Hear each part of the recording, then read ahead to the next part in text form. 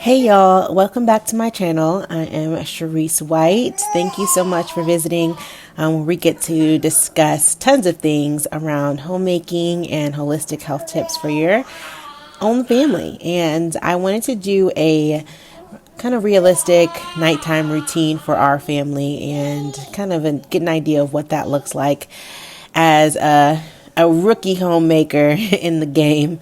I'm still trying to figure it out, but this is where I'm at, and hopefully it helps encourage someone else. This part of the day used to be my least favorite, and I was still grateful, don't get me wrong, but I just used to feel like everything used to kind of collapse and collide on itself at the end of the day, and then I'd kind of be in this place where I was frantically trying to just pick back up and figure out how to get the house reset for the next day.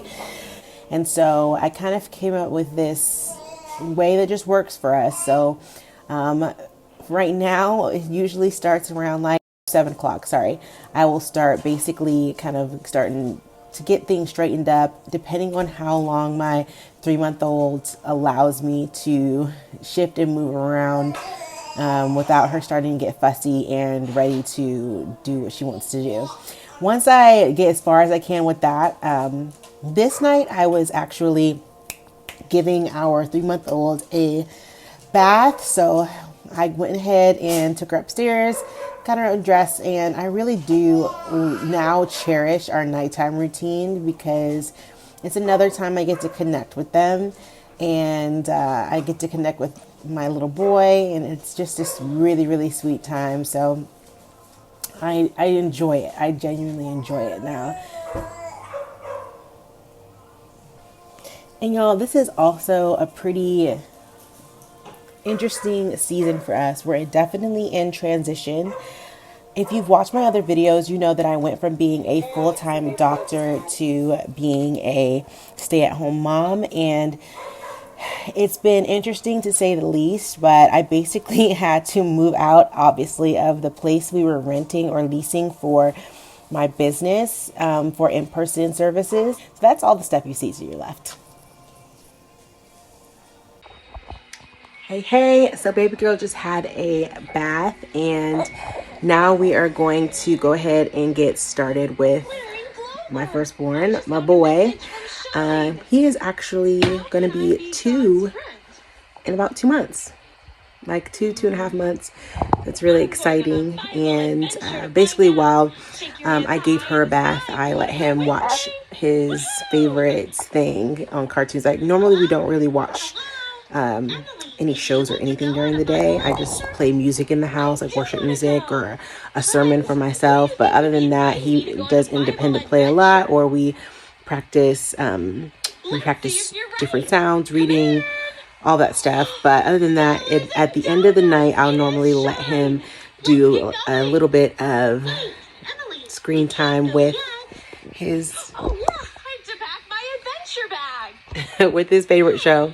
It's called Bible Adventures. If you are a parent and are looking for really good options for your children that will teach them biblical values and the gospel and the truth about creation and all of that stuff, Bible Adventures is really good. It's probably more of like a preschool age range type deal, maybe 4 or 5, but he loves it. He's loved it since I don't know, maybe since he was like 9 months. He didn't even know what was going on, but we do let him watch that, and they have Bible stories, a lesson with whatever Bible story that they a Bible verse that they memorize, and they normally do worship, and it's awesome.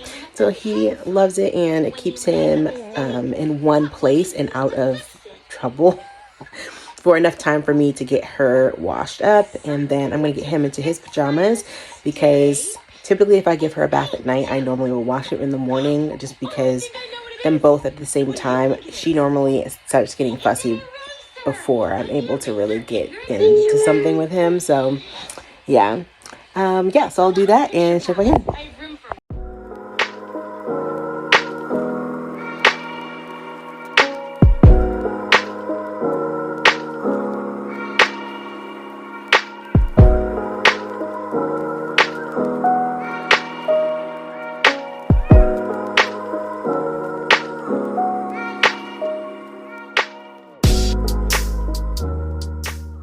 So this is one of my really precious parts of the night where we dim the lights, and it's kind of like I'm getting Joa to get to that relaxed parasympathetic state, and I get to read a book to him. It's one of his favorite books. It's called The Day I Made You.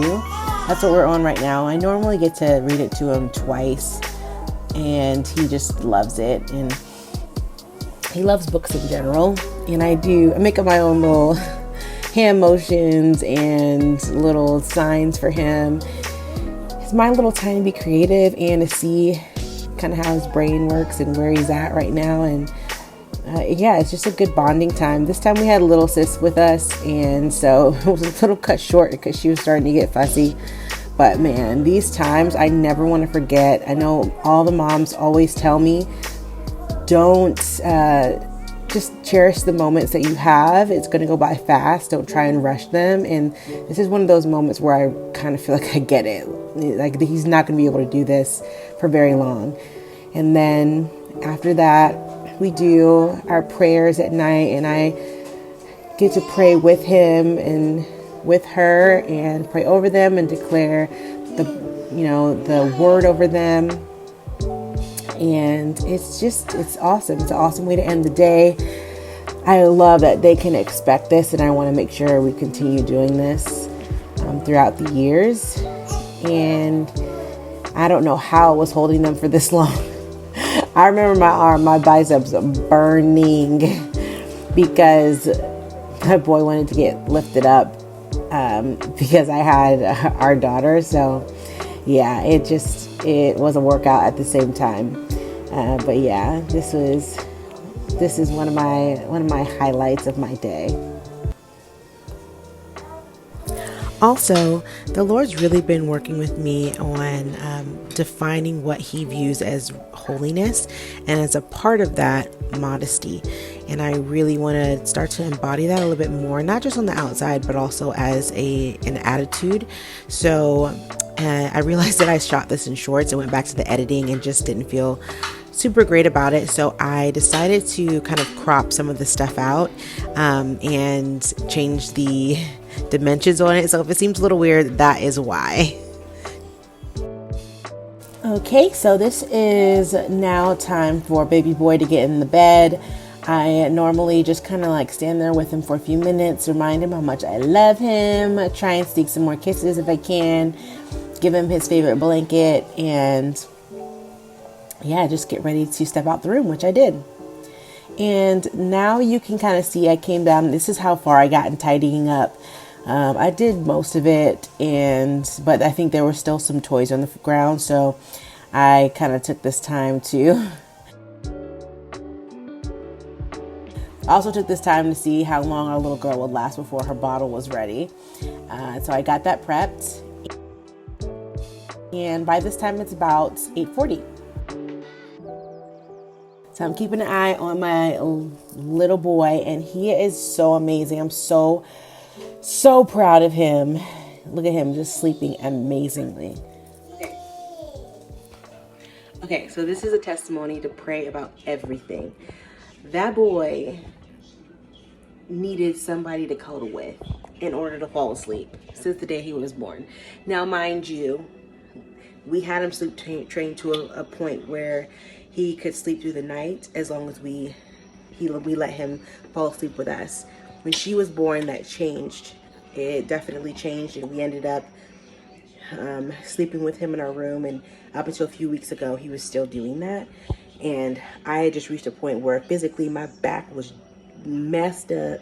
I was waking up through the night periodically to feed her, but in my mind I was thinking, if I'm already going to get less sleep, I don't want it to be uncomfortable. I was looking up all these methods, and like the no cry or the cry it out method, or no cry, or the Ferber method, and just the different options. And I remember being confused and not really knowing which one to pick, because they all seemed like they had their own level of just inconvenience. And sleep training in general is not convenient probably at all, but it all just was, I didn't know what to do. And it was a reminder, because it wasn't until weeks in that I thought about, man, Treese, you should pray about this. You should think, hey, God, what do you want me to do? So I prayed about it, and lo and behold, we literally put him down one night and he slept through it, and we did it again, and he was totally sleep drained. It didn't even take didn't take a lot of work. It didn't take a lot of time and a lot of screaming and crying. Like, it was the first time we tried it, cold turkey. He cried for 2 minutes, then he turned around and fell asleep. And this is just a reminder, because I feel like a lot of us today go to man first to solve problems, because there's just so much knowledge out there now, information for us to look up. And I am a naturopathic doctor, so I get it. I do it to a fault at times. However, God knows His and His creation better than anybody, and it's a reminder to seek God first. Pray about it first. Why not? Why would you trust a man over God when he might lead you to listen to a man, because he might reveal something that you can use? But however, why not just pray first, and pray about the little things, or the things that seem little to you, because they're not that little. So that's a testimony. It is beautiful. I get beautiful sleep, so praise the Lord. All right, so now we're switching gears. This is what I call our girls' night time, our goal time at night. It's when Joa's already in bed, and we get to hang out together, me and my precious little girl. She's so cute. And I also, like you saw before, watch a Netflix documentary that is just nice. And so I feed her one more time before I take her upstairs. And then by this time she's up and down. And then this is when I get my last little moments by myself. So I haven't quite figured out how to work in my own workout routine quite yet during the day. So I right now am just doing 100 crunches and making sure I do that every night, so I can start to get some of my core back. The core muscles that I have lost through this second pregnancy, wow, the strength has really impacted my back, and I definitely feel it every day and night. So I want to make sure I start moving on that, and I didn't want to wait for me to figure out how to get it all together and have this routine with workout video or trainer or whatever. I just started with the little that I know I can squeeze in right now, and then I know that I'm going to keep just improving and increasing as I go. And then just kind of putting my mat away and wrapping up the night. Honestly, this is, around, I think, 10-ish. And I do my last little things to self-care myself. I try not to forget to do them or skip out of them, because I try and make sure I still don't forget about me altogether. I want to put them first, but I still want to be on the list, And anything I do after this point is really just going up to sleep, and then I will get a chance to kind of read some scripture to myself on my phone. And I don't know if you guys know this, but I am starting locks now, so that's what you see here. I don't know if I'm going to talk more about that. I guess if you guys want to hear more, let me know, but that is the journey that I'm on right now with my hair. But other than that, this is me. This is how I get through the night, and I really am proud about how I've at least gotten to some sort of a rhythm that gets me in bed before midnight.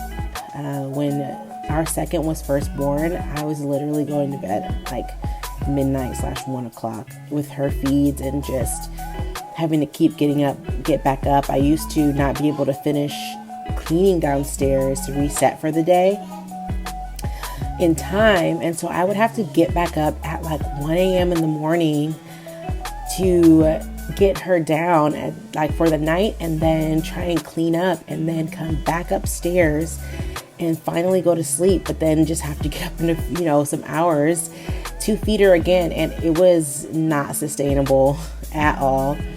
So yeah, this is the stuff I was using, and If you have any questions about it, let me know. But it is what I use for me. But thank you so much for tuning in. This was my night routine. Hopefully you got something out of it. God bless you, and see you in the next video.